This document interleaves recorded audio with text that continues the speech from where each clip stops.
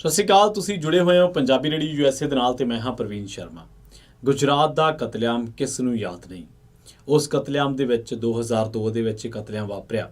ਉਸ ਕਤਲੇਆਮ ਦੇ ਵਿੱਚ ਇੱਕ ਵਿਕਟਮ ਬੀਬੀ, ਇੱਕ ਪੀੜਤ ਬੀਬੀ ਬਿਲਕਿਸ ਬਾਨੋ ਇੱਕ ਅਜਿਹੀ ਔਰਤ ਸੀ ਜਿਸ ਦੇ ਪਰਿਵਾਰ ਦੇ 14 ਜੀਆਂ ਦਾ ਕਤਲ ਕਰ ਦਿੱਤਾ ਗਿਆ ਸੀ। ਇਸ ਘਟਨਾ ਤੋਂ ਬਾਅਦ ਕਈ ਦੋਸ਼ੀਆਂ ਨੂੰ ਉਮਰ ਕੈਦ ਦੀ ਸਜ਼ਾ ਸੁਣਾਈ ਗਈ ਸੀ। ਹੁਣ ਗੁਜਰਾਤ ਸਰਕਾਰ ਨੇ ਉਹ ਜਿਹੜੀ ਸਜ਼ਾ ਹੈ ਉਹਨੂੰ ਮਾਫ ਕਰ ਦਿੱਤਾ ਹੈ। ਸਰਕਾਰ ਇਸ ਕਦਮ ਦੇ ਨਾਲ ਆਪਣੇ ਹੀ ਸਵਾਲਾਂ ਦੇ ਵਿੱਚ ਘਿਰਦੀ ਨਜ਼ਰ ਆਉਂਦੀ ਹੈ ਜਿਹੜੀ ਉਹਨਾਂ ਨੇ ਆਪ ਵਿਵਸਥਾ ਕੀਤੀ ਸੀ। ਪਰ ਅਸਲ ਦੇ ਵਿੱਚ ਬਿਲਕਿਸ ਬਾਨੋ ਦੇ ਨਾਲ ਹੋਇਆ ਕੀ ਸੀ? ਬਿਲਕਿਸ ਬਾਨੋ ਦੇ ਨਾਲ ਇੰਨੀ ਭੈੜੀ ਕੀਤੀ ਗਈ ਸੀ ਕਿ ਉਹ ਪ੍ਰੈਗਨੈਂਟ ਸੀਗੇ ਕਈ ਮਹੀਨਿਆਂ ਦੇ, ਤੇ ਉਹਨਾਂ ਦੇ ਨਾਲ ਕਈ ਵਾਰ ਬਲਾਤਕਾਰ ਕੀਤਾ ਗਿਆ। 2 ਦਿਨਾਂ ਦੀ ਬੱਚੀ ਨੂੰ ਵੀ ਨਹੀਂ ਬਖਸ਼ਿਆ ਗਿਆ। 2 ਦਿਨਾਂ ਦੀ ਬੱਚੀ ਵੀ ਮਾਰ ਦਿੱਤੀ ਗਈ ਸੀ। ਜੇਕਰ ਬਿਲਕਿਸ ਬਾਨੋ ਦੇ ਨਾਲ ਜੋ ਕੁਝ ਵਾਪਰਿਆ ਉਹਦੇ 'ਤੇ ਜਾਈਏ ਤਾਂ ਹੁਣ ਗੁਜਰਾਤ ਦੀ ਜਿਹੜੀ ਸਰਕਾਰ ਆ ਉਹਨੇ ਬਿਲਕਿਸ ਬਾਨੋ ਗੈਂਗਰੇਪ ਮਾਮਲੇ ਦੇ ਵਿੱਚ ਉਮਰ ਕੈਦ ਦੀ ਸਜ਼ਾ ਸੁਣਾਈ ਗਈ 11 ਦੋਸ਼ੀਆਂ ਨੂੰ ਰਿਹਾ ਕਰ ਦਿੱਤਾ ਹੈ। ਉਹਨਾਂ ਦੀ ਰਿਹਾਈ 15 ਅਗਸਤ ਯਾਨੀ ਕਿ ਆਜ਼ਾਦੀ ਦੇ ਦਿਹਾੜੇ ਮੌਕੇ ਦਿੱਤੀ ਗਈ ਹੈ। ਸਾਰੇ ਗੋਧਰਾ ਜੇਲ੍ਹ ਦੇ ਵਿੱਚ ਬੰਦ ਸਨ।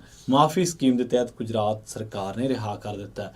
ਤੁਹਾਨੂੰ ਯਾਦ ਹੋਣਾ ਇਸੇ ਦਿਨ ਹੀ ਪ੍ਰਧਾਨ ਮੰਤਰੀ ਨਰਿੰਦਰ ਮੋਦੀ ਨੇ ਭਾਸ਼ਣ ਦਿੱਤਾ ਸੀ, ਜਿਸ ਭਾਸ਼ਣ ਦੇ ਵਿੱਚ ਉਹਨਾਂ ਨੇ ਨਾਰੀ ਸਸ਼ਕਤੀਕਰਨ ਯਾਨੀ ਕਿ ਵਿਮਨ ਇੰਪਾਵਰਮੈਂਟ ਦੀ ਗੱਲ ਕੀਤੀ ਸੀ। ਪ੍ਰਧਾਨ ਮੰਤਰੀ ਸਾਹਿਬ ਦੇਖੋ, ਉਹਨਾਂ ਦਾ ਦੋਗਲਾ ਪੈਮਾਨਾ ਦੇਖੋ। ਇੱਕ ਪਾਸੇ ਉਹਨਾਂ ਦੀ ਸਰਕਾਰ ਉਹ ਆਪ ਸਟੇਜਾਂ ਤੋਂ ਕਹਿੰਦੇ ਨੇ, ਅਥਰੂ ਵਹਾਉਂਦੇ ਨੇ, ਗੱਲਾਂ ਕਰਦੇ ਨੇ ਕਿ ਜਿਹੜੀਆਂ ਔਰਤਾਂ ਨੇ ਇਹਨਾਂ ਦਾ ਸਸ਼ਕਤੀਕਰਨ ਹੋਣਾ ਚਾਹੀਦਾ, ਇਹਨਾਂ ਨੂੰ ਪਾਵਰਾਂ ਹੋਣੀਆਂ ਚਾਹੀਦੀਆਂ, ਇਹਨਾਂ ਨੂੰ ਅਧਿਕਾਰ ਵੱਧ ਮਿਲਣੇ ਚਾਹੀਦੇ। ਉਹ ਚੀਜ਼ਾਂ ਲਾਜ਼ਮੀ ਤੇ ਜ਼ਮਾਨੇ ਦੇ ਵਿੱਚ ਅਮਲ ਦੇ ਤੌਰ 'ਤੇ ਹੋਣੀਆਂ ਚਾਹੀਦੀਆਂ। ਪਰ ਦੂਜੇ ਪਾਸੇ ਦੇਖੋ ਇਹਨਾਂ ਦਾ ਕੀ ਸਟੈਂਡਰਡ ਆ। ਦੂਜੇ ਪਾਸੇ ਸਟੈਂਡਰਡ ਇਹ ਹੈ ਕਿ ਉਸੇ ਹੀ ਦਿਨ ਬਿਲਕਿਸ ਬਾਨੋ ਗੈਂਗਰੇਪ ਮਾਮਲੇ ਦੇ ਵਿੱਚ ਜਿਹੜੇ 11 ਦੋਸ਼ੀ ਸੀਗੇ ਉਹਨਾਂ ਨੂੰ ਰਿਹਾ ਕਰ ਦਿੱਤਾ।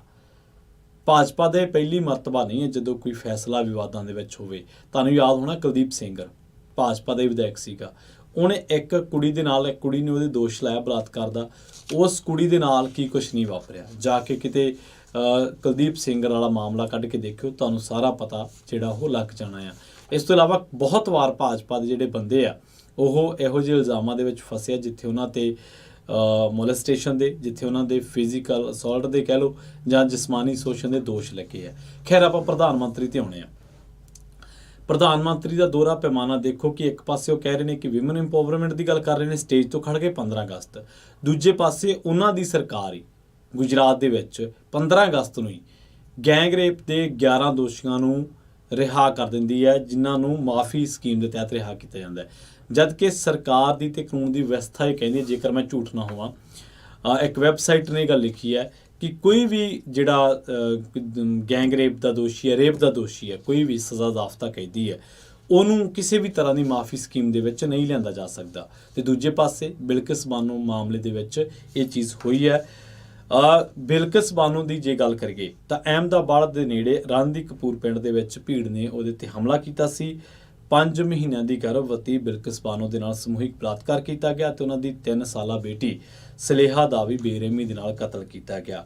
ਬਿਲਕਿਸ ਦੀ ਉਮਰ ਉਸ ਵੇਲੇ 20 ਸਾਲ ਸੀ ਤੇ ਉਸ ਵੇਲੇ ਬਿਲਕਿਸ ਬਾਨੋ ਦੀ ਮਾਂ, ਛੋਟੀ ਭੈਣ ਤੇ ਹੋਰ ਰਿਸ਼ਤੇਦਾਰਾਂ ਸਮੇਤ 14 ਜੀ ਮਾਰ ਦਿੱਤੇ ਗਏ, ਉਹਨਾਂ ਦਾ ਕਤਲ ਕਰ ਦਿੱਤਾ ਗਿਆ। ਇਨਸਾਫ ਵਾਸਤੇ ਬਿਲਕਿਸ ਬਾਨੋ ਕਹਿੰਦੀ ਹੈ ਕਿ ਮੈਂ 15 ਤੋਂ 17 ਵਰੇ ਇੰਤਜ਼ਾਰ ਕੀਤਾ। ਬੇਸ਼ੱਕ ਕੇਂਦਰ ਸਰਕਾਰ ਨੇ ਮੁਆਵਜ਼ਾ ਵੀ ਦਿੱਤਾ, ਪਰ ਉਹ ਕਹਿੰਦੇ ਕਿ ਸਾਨੂੰ ਘਰ ਵਾਰ-ਵਾਰ ਬਦਲਣਾ ਪੈਂਦਾ ਹੈ, ਕਿਉਂਕਿ ਉਹ ਕਹਿੰਦੇ ਨੇ ਕਿ ਜਿਹੜੇ ਘਰ ਅਸੀਂ ਇੱਕ ਜਗ੍ਹਾ 'ਤੇ ਲੰਬਾ ਸਮਾਂ ਨਹੀਂ ਰਹਿ ਸਕਦੇ। ਸਾਨੂੰ ਧਮਕੀਆਂ ਮਿਲਦੀਆਂ ਨੇ, ਅਸੀਂ ਇਨਸਿਕਿਉਰ ਫੀਲ ਕਰਦੇ ਹਾਂ, ਅਸੀਂ ਖੌਫਜ਼ਦਾ ਮਹਿਸੂਸ ਕਰਦੇ ਹਾਂ। ਤਾਂ ਬਿਲਕਿਸ ਬਾਨੋ ਦੇ ਨਾਲ ਇਸ ਤੋਂ ਵੀ ਮਾੜੀ ਗੱਲ ਜਿਹੜੀ ਹੈ, ਵੈਸੇ ਤਾਂ ਜੋ ਹੋਇਆ ਉਹ ਬਹੁਤ ਮਾੜਾ ਹੋਇਆ। 2 ਦਿਨਾਂ ਦੀ ਇੱਕ ਬੱਚੀ ਇਸ ਪਰਿਵਾਰ ਦੀ ਜਿਹੜੀ ਹੈ ਉਹਨੂੰ ਵੀ ਮਾਰ ਦਿੱਤਾ ਗਿਆ। ਛੋਟੀਆਂ ਭੈਣਾਂ, 2 ਭਰਾ, ਚਾਚਾ ਬਿਲਕਿਸ ਬਾਨੋ ਦੇ 3 ਬੱਚੇ, 3 ਸਾਲ ਦੀ ਇੱਕ ਬੱਚੀ ਤੇ ਇੱਕ 2 ਦਿਨ ਦੀ ਬੱਚੀ ਵੀ ਜਿਹੜੀ ਆ ਉਹ ਨਹੀਂ ਬਖਸ਼ੀ। ਉਹ ਬੱਚੀ ਇਸ ਜੋ ਹਿੰਸਾ ਵਾਪਰੀ, ਕਤਲਿਆਂ ਵਾਪਰੇ, ਇਹਦੇ ਦਰਮਿਆਨ ਹੀ ਪੈਦਾ ਹੋਈ ਸੀ ਤੇ ਉਸ ਬੱਚੀ ਨੂੰ ਵੀ ਜਿਹੜਾ ਉਹ ਮਾਰ ਦਿੱਤਾ ਗਿਆ। ਤੇ ਇਸ ਰਿਹਾਈ ਤੋਂ ਬਾਅਦ ਹੁਣ ਚਰਚਾ ਇਹ ਛਿੜੀ ਹੈ ਕਿ ਕਾਨੂੰਨ ਦੇ ਵਿੱਚ ਵਿਵਸਥਾ ਕੀਤੇ ਜਾਣ ਦੇ ਬਾਵਜੂਦ ਇਹ ਰਿਹਾਈ ਕਿਵੇਂ ਹੋਈ ਹੈ। ਤੁਹਾਨੂੰ ਕੁਝ ਦਿਨ ਪਹਿਲਾਂ ਤੀਸਤਾ ਸੀਤਲਵਾੜ ਤੇ ਉਸ ਤੋਂ ਪਹਿਲਾਂ ਸੰਜੀਵ ਭੱਟ ਯਾਦ ਹੋਣੇ, ਉਹਨਾਂ ਦਾ ਕੇਸ ਯਾਦ ਹੋਣਾ। ਇਹ ਉਹ ਲੋਕ ਨੇ ਜਿਨ੍ਹਾਂ ਨੇ ਗੁਜਰਾਤ ਕਤਲੇਆਮ ਦੇ ਪੀੜਤਾਂ ਦੇ ਲਈ ਜਦੋਜਹਿਦ ਕੀਤੀ ਹੈ। ਉਸ ਕਤਲੇਆਮ ਦੇ ਦੁਖੀਆਂ ਨੂੰ, ਉਸ ਕਤਲੇਆਮ ਦੇ ਪੀੜਤਾਂ ਨੂੰ ਇਨਸਾਫ ਦਿਵਾਉਣ ਦੇ ਲਈ ਜੱਦੋ-ਜਹਿਦ ਕੀਤੀ ਹੈ। ਹੁਣ ਤੀਸਤਾ ਸੀਤਲਵਾੜ ਨੂੰ ਵੀ ਜੇਲ੍ਹ ਦੇ ਵਿੱਚ ਕੀਤਾ ਗਿਆ। ਇਹਦੇ ਨਾਲ ਸੰਜੀਵ ਭੱਟ ਨੂੰ ਵੀ ਲਿਆਂਦਾ ਗਿਆ ਸੀ ਤੇ ਇੱਕ ਇਹਨਾਂ ਦੇ ਨਾਲ ਸ਼ਖਸ ਜਿਹੜੇ ਆ ਉਹ ਹੋਰ ਸਨ ਤੇ ਇਹਨਾਂ ਨੂੰ ਜੇਲ੍ਹ ਦੇ ਵਿੱਚ ਜਾਣਾ ਪਿਆ।